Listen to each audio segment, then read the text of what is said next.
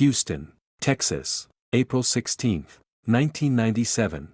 Shortly after 9 o'clock in the evening, Robert Angleton and his twin daughters, Nicole and Alexandra, were hurrying home after a softball game. The man was worried about his wife, Doris. She had gone to retrieve a special baseball bat that the girls had forgotten in the backyard but hadn't returned. Robert didn't know what to think. He genuinely feared that something terrible had happened to his spouse. Doris fully understood how important the sports equipment was to her daughters during the game. However, for some reason, the woman never brought it. Doris was a caring mother, and such behavior was uncharacteristic of her. She never missed her girls' softball games. The head of the family, Robert, along with the twins, arrived home to an alarming and frightening scene at their residence in River Oaks. Doris's car was parked in the driveway, and the back door to the house was open. However, the woman was not answering phone calls. Robert wanted to enter the house to find out the reason for his wife's strange behavior. But Nicole and Alexandra clung to their father in panic, begging him to call the police instead. They feared that there might be a robber inside and worried that their father could get hurt. Instead of going inside, Robert sat back in his car and dialed the emergency number, 911. A few minutes later, the arriving officers approached the back door of the Angleton residence with weapons at the ready. They climbed the steps and entered cautiously, step by step, treading on the tiled floor of the hallway leading to the kitchen. One officer accidentally kicked a shell casing and heard it roll across the floor. That's when he looked down and something unclear caught his attention. Moving closer, the patrol officers could see a woman's body sprawled on the floor. It appeared that she had been shot several times in the head and chest. One of the officers crouched beside the victim and checked for a pulse. Judging by the number of shell casings scattered nearby, the 46-year-old homeowner simply had no chance of survival. She was dead. While the husband and daughters outside prayed fervently, hoping for a happy outcome, the law enforcement officers standing over the body of the homeowner pondered how to inform the family about the tragedy. Robert Angleton's reaction to the news of his wife's demise was unpredictable. Upon learning that Doris was no longer alive, the man ran out into the front yard and began pacing around with his hands raised above his head. He screamed and cried, unable to contain his emotions. For a moment, he probably forgot that his daughters were watching what was happening from the car. Later that evening, relatives took the girls away, and Robert had to go to the police station to give a statement. Initially, detectives assumed that they were dealing with a failed robbery. Perhaps the kidnappers did not expect one of the owners to return to the house at that moment and, frightened, opened fire. However, this theory had to be discarded. There were no signs of a break-in, and the alarm system was simply turned off. Everything in the house was in its place. Drawers were not pulled out, and nothing was missing. There was a safe upstairs, but its contents were also in perfect order. Bearer bonds were still lying on top of the safe. Investigators believed that Doris was shot shortly after she entered the house. She was attacked either as she was entering or as she was about to leave. The lifeless body was found right in the middle of the hallway. Doris had indeed entered through the front door, placed her purse on the console to the right, and proceeded through the corridor to the kitchen. It was there, apparently, that the criminal's bullets caught up with her. Detectives analyzed the bullet wounds and pieced together a probable scenario. It seemed that the first one or two shots knocked Doris off her feet. She fell and remained lying on the floor as the perpetrator approached and pointed the weapon directly at her head, firing several more shots. The police collected 13 .22 caliber shell casings. This was clearly overkill for taking one person's life. The perpetrator kept shooting until he ran out of bullets, just to make sure the victim was dead. Tracing the bullet's trajectory, the detectives concluded that 2 guns were involved but only one shooter. Even if they had found the murder weapon, ballistic analysis would not have been able to establish an exact match. The fact was that the bullets fired at Doris were frangible. They simply shattered into pieces, leaving no grooves or anything similar that could be compared.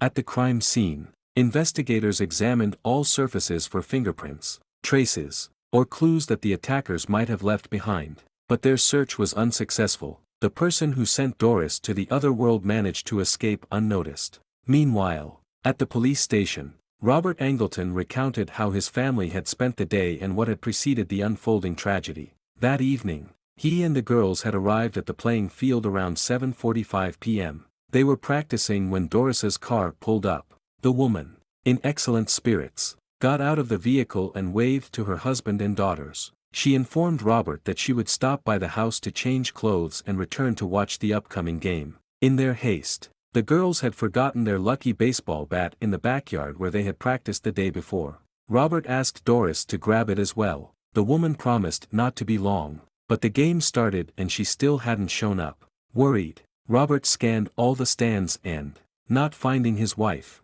called her but got no response. When he returned home, he found the back door open.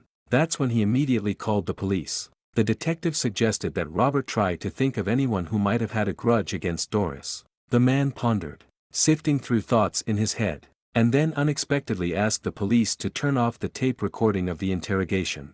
Robert made a shocking confession. Angleton informed the detectives that he was a bookmaker, and not just a bookmaker. He ran one of the largest sports betting operations in Texas, handling $40 to $60 million a year. The man got a good percentage of those sums. Robert was able to succeed in this business mainly because his clients were very wealthy people, oil tycoons, doctors, lawyers, those who could afford to place large bets on sporting events. Moreover, bookmaking wasn't Robert's only occupation. For the past 10 years, he had been a key informant in the Vice Division of the Houston Police Department, which was supposed to monitor other bookmakers' compliance with the law. After Robert Angleton's confession, the detectives decided that the attack on Doris might have been somehow related to his bookmaking activities. Now they had to find out who could have been angry enough at Robert to take his wife's life. Considering disgruntled players and every bookie whose business had been ruined by Robert, the police had a whole list of suspects, although perhaps the reasons were not related to Robert at all. A few days after Doris's tragic demise, the residents of Houston still couldn't recover from the shock. Everyone was stunned. It wasn't too often that a wealthy, relatively well-known woman was killed in her own home in an area like River Oaks. River Oaks is the wealthiest place to live in Houston. It's a residential community where property values range from $1 million to over $20 million. River Oaks Boulevard, the road that runs through the center of the community, is surrounded on both sides by mansions and estates set back from the street. There are about 1,600 single-family detached homes. Given the cost of real estate in the area, some of Houston's most affluent people live there. Socialites undoubtedly included a woman like Doris Angleton, who hardly fit the role of a crime victim. There was no one who, having met Doris once, did not succumb to the charm of her grace, charisma, and sociability. Doris Angleton grew up with her brother and sister in a small town, graduated from the University of Texas with a degree in speech therapy, and began a career as a school teacher before later becoming a pharmaceutical sales representative. Despite the fact that her upbringing and education were very different from that of her husband, whose father was a real estate tycoon and a successful multimillionaire, the woman was able to capture Robert Angleton's attention. When the future spouses first met, they were both already married. The self-assured Robert, without hesitation, approached Doris's husband and said that if he ever decided to get rid of his beautiful wife, he should let him know. Sometime later, both couples divorced, and Doris and Robert began dating. In May 1982, they got married and settled in River Oaks. Doris was very taken with Robert. Not only was he a very charming man, but he was also constantly striving for success. 2 years later, the Angletons had twin girls, Nicole and Alexandra. Money never seemed to be a problem for their family. Robert's bookmaking business brought in about $2 million a year, all in cash. In addition to sports betting, the head of the family was involved in other businesses. Robert bought several shopping centers, several restaurants, and had a used car dealership. Money was flowing. Most people in Doris's circle had no idea how Robert made his millions. When Doris confessed to a friend that her husband was a bookmaker, the friend thought he had something to do with books. For almost 10 years, Robert's business thrived largely thanks to the Houston police, who turned a blind eye to his criminal activities in exchange for information about all the other bookmaking operations in the city. Angleton turned in other bookmakers so that the Vice Squad could arrest them. The police department made arrests and improved statistics. And for Robert, it was a great way to eliminate competition and protect his livelihood. However, there were other troubles in his life. Doris didn't want her husband to engage in illegal business. The fact was that in some states, betting and gambling were strictly prohibited. Bookmaking was considered illegal, Doris was actually most concerned about the impact of her husband's business on their daughters. At the time, Robert was making huge sums of money from his business and had no intention of giving it up. As the strain on the marriage grew and the girls became more independent, Doris began going into internet chat rooms for communication. The woman wanted to disconnect from her own problems and chat with other people from different parts of the country. What started out as an innocent pastime led to an affair with a married stockbroker from New Jersey. At first, he flew in to meet her in person, and then they met several more times in different places across the country. For the first time, Doris felt truly loved. It was something she had long ceased to feel from Robert, who was only concerned with making a profit. It turns out that 4 weeks before her death, Doris had filed for divorce. According to her brother, Robert took Doris's desire to divorce quite calmly. When detectives asked Robert about this, he admitted that recently there had indeed been problems in his relationship with his wife. He respected Doris's decision, but they had tried together to save the marriage and even went to see a family therapist. The man was convinced that his wife's death was in no way connected to her affair.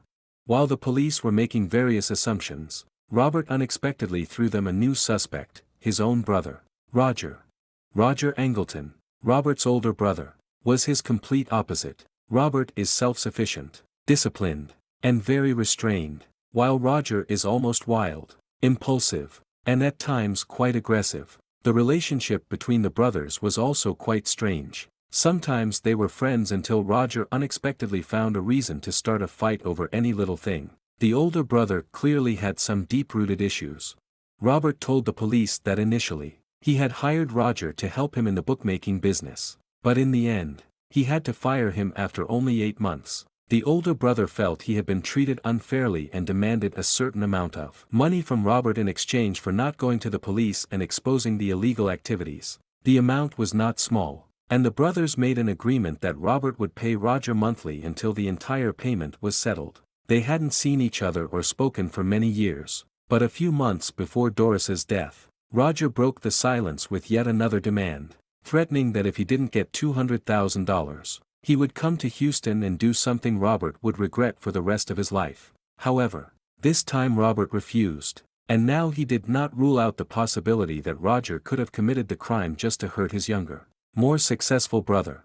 To be on the safe side, the police checked Roger's background and found a charge of possession of prohibited substances in San Diego, California. It turned out that Roger had a scheduled court hearing date for this case but failed to appear for the hearing. The court date was April 16, 1997, the day Doris died. Detectives traced the suspect's credit card records and learned that he had stayed at several hotels in the Houston area around the time Doris was shot. Then, information emerged that Roger had a run-in with security at Dallas-Fort Worth Airport just 5 days after the crime at his brother's home. When his luggage was checked, the metal detector went off. Upon scanning Roger's suitcase, the security guard saw 2 guns inside.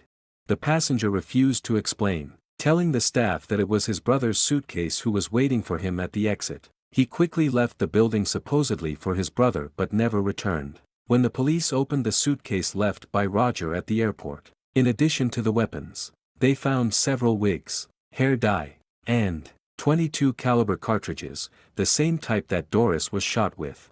What seemed like a cautionary tale about the bookmaking business turned out to be a brutal family conspiracy. The deeper the detectives dug into Roger's motives, the more disturbing the case became. 3 weeks after Doris's death, detectives went to San Diego to question the prime suspect, Roger Angleton, but his wife said she had no idea where her husband was. She hadn't spoken to him in several days or even weeks. However, when police reviewed the couple's phone records, they found several recent calls to a number in Nevada. Imagine their surprise when they called that phone and reached the Las Vegas City Jail. It turned out that after escaping from the airport security guards, Roger had somehow made his way to Las Vegas and checked into a motel using a fake ID. Suspecting something was amiss, the hotel manager called the police. Angleton was arrested when they learned he was wanted in San Diego for failing to appear in court. In his personal belongings, $664,000 in cash was found hidden in the lining of his coat. Inside his briefcase, they found some suspicious items, a cassette tape and several typewritten notes listing alarm codes for the gate and house. Honestly, The Vegas police weren't sure what to do with the recordings, so they simply confiscated them. However, for the Houston detectives, this discovery read like a roadmap to the crime. It indicated the time when the girls' softball game started and the approximate time Doris would return home. But one note stood out among all of this. It mentioned a deal struck between the two brothers, where Robert pledged to pay Roger $100,000 over a 10-year period, a $1 million contract. The investigators wanted to ask the arrested Roger Angleton numerous questions, attempting to persuade him to reveal everything that transpired, why he took Doris's life, whether he acted alone, the reason someone wanted to eliminate Robert's wife, and why the younger brother promised to pay him such a substantial sum of money. Roger vowed to disclose everything once they returned to Houston. However, before he uttered a single word, the mini cassette from his briefcase spoke for him. The only issue was that the recording quality left much to be desired. Roger and another individual were apparently conspiring to plot against a woman. The unidentified person instructed the perpetrator on how to enter and deactivate the alarm system. Then he was supposed to lock the doors and rearm the house's security before waiting inside for Doris to arrive. It was a well-orchestrated operation. One voice definitely belonged to Roger. And although there was no concrete evidence, the detectives were convinced the other voice on the tape was that of Robert himself. The grieving husband was actually responsible for his wife's demise. Why Roger even recorded this conversation remained a mystery. In their search for motives, the investigators discovered that Robert Angleton stood to lose far more in a divorce than anyone had anticipated. In February 1997, Doris initiated divorce proceedings, demanding 50% of all assets. Robert offered her half of his estimated wealth, $1,500,000. Doris suspected that this was far from the total amount, and she wanted to proceed legally. She consulted with a lawyer who explained that the only way to do this was to file a tax return that would disclose all of Robert's income. If this happened, Robert could lose everything and moreover end up in prison due to his bookmaking activities. The detective speculated that, unwilling to part with his money, the man had made an agreement with his older brother. The plan was for Roger to do the dirty work and then vanish. Robert Angleton knew that the police wouldn't rest until they uncovered the truth and found the person who shot Doris. He needed to secure an ironclad alibi for himself and provide them with a potential perpetrator to absolve himself of all responsibility. However, this plan would only work if Roger managed to disappear. But now the detectives had him locked up in a jail cell with a recording that was as good as a confession. The media exploded when suspicion fell on Robert Angleton. They practically immediately declared him the mastermind behind the crime against his wife. When they learned that his older brother Roger had been arrested in Las Vegas, the situation was complicated by the fact that Roger was reluctant to discuss his actions with the detectives. The only person he decided to confide in was reporter and investigator Vanessa Leggett, and only on the condition that she would keep his secrets until the end of the trial. The crux of Roger's story was that after entering into a contract with his brother, according to which Robert was supposed to pay him $1 million, he doubted that his brother would not deceive him. Therefore, he recorded the conversation with him on tape. He wanted to use these recordings as leverage in case Robert refused to pay him the agreed-upon amount for eliminating his wife. He knew his brother well and understood that he would do anything to avoid payments. The Angletons hoped that Roger would manage to change his identity and go into hiding. They were convinced that the police would not be able to piece together all the case materials. On the evening of the softball game, Robert most likely deliberately left the baseball bat in the backyard so that Doris, entering the house through the front door, would walk down the hallway through the entire house. Roger appeared at his brother's house in advance, was able to disable the alarm, get inside, and simply wait for the woman to come home and pass by him. When this happened, Roger shot Doris at close range. When she fell, he emptied both guns into her to deprive her of any chance of survival. Doris knew too much and was becoming a burden. The detective suspected that Robert had a motive, but catching such a slippery character was not easy, especially after he hired Mike Ramsey, one of the toughest lawyers in Texas at the time. Now, this desperate attorney was focused on Robert Angleton's freedom and was not accustomed to losing. At the preliminary hearing, the prosecution suffered its first setback. The judge ruled that the Las Vegas police had improperly searched Roger's briefcase, and as a result, the incriminating records and tape could not be used against Roger in court. The prosecution team realized they had a problem. So they approached Roger's lawyer and offered him immunity in exchange for testimony against Robert Angleton. Without the use of the tape recording, they wouldn't be able to present anything against Roger, and he would simply go free. But they needed the older brother's testimony against the younger one. Roger declined the deal and chose a different way out. The detectives working on Doris's death case received a call from the county jail on February 6, 1998, informing them that the defendant had taken his own life. He had inflicted 55 cuts on his wrists with a disposable razor. Roger left a suicide note confessing to the murder of Doris but denying that Robert had anything to do with it. Most likely, this message, written before his death, was someone's manipulation. Investigative reporter Vanessa Leggett believed that Roger realized that the crime would not go unpunished. That's why he decided to take all the blame on himself, showing familial feelings towards his brother and giving him a chance to remain free. Robert's lawyers wanted to take advantage of the moment, insisting that the note was proof of their client's innocence, but they were not allowed to do so. The autopsy revealed that Roger suffered from severe heart disease. Perhaps he knew his days were numbered and made a farewell gift to his younger brother. Nevertheless, prosecutors intended to proceed with the case against Robert, and their last hope was Roger's poorly recorded cassette. An audio expert compared the voice on the Angleton tape to a set of phrases spoken by Robert into a police microphone and concluded that there was an 80% probability that the voice belonged to someone else, not Robert. The detectives and prosecutors were at their wits' end and realized the futility of the accusation. The case seemed doomed, but they were not going to give up without a fight.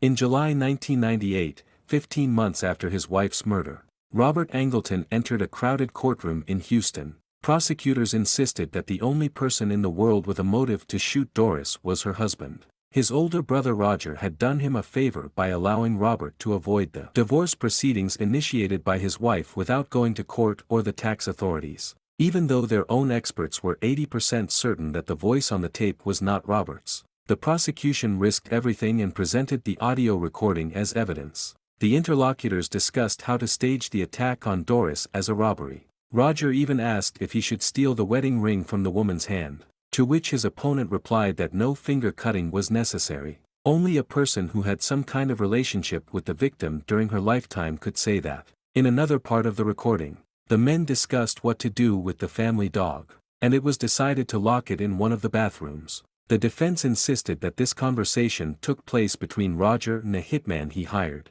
but this was a wild claim. It was unlikely that any hitman would worry about the dog. He would just shoot it. But for Robert, who loved his dog, it would matter if his pet was harmed.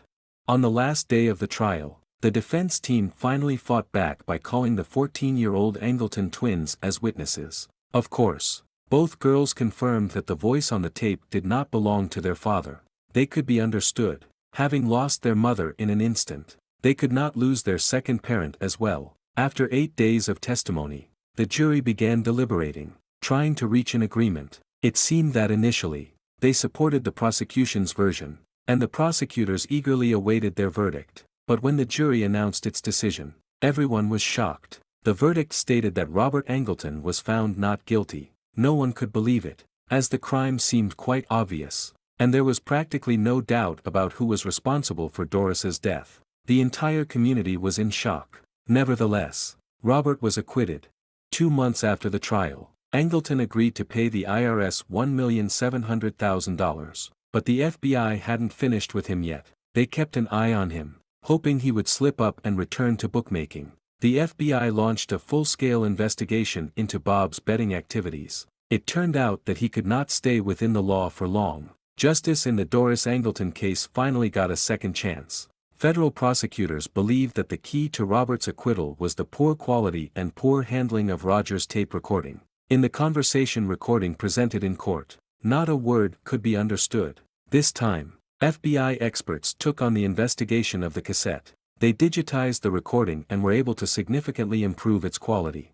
Investigative reporter Vanessa Leggett, who had spoken to every witness in the case and had tape recordings of those conversations, was called to court. The agents wanted to obtain what she knew, hoping to find some additional leads, but Leggett refused to cooperate. Vanessa stated that she had press privileges and did not need to disclose her sources or hand over the recordings. She justified her position by saying that she could not let down the people who had trusted her. Vanessa Leggett was charged with contempt of court and sent to prison. Ironically, while Leggett was in federal prison, Robert Angleton was freely roaming the streets of Houston. After 6 months, Leggett was released because federal prosecutors decided to continue the investigation without her help. Instead, they arrested Robert Angleton on federal charges of conspiracy to commit murder for hire and illegal possession of a firearm. The reason they were able to use this was that Robert had brought Roger across state lines from San Diego to commit the crime for him. The trial was set to begin in Houston.